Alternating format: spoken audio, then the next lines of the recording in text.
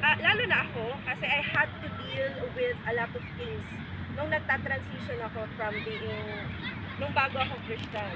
Kasi syempre, ang hirap ihiwalay ng performance at saka worshiping eh.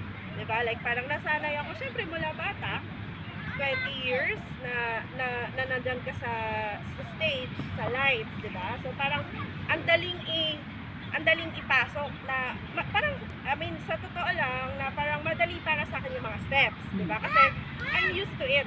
But the Lord is not looking dun sa technicalities ng dancing natin eh. The Lord is looking into our hearts, di ba?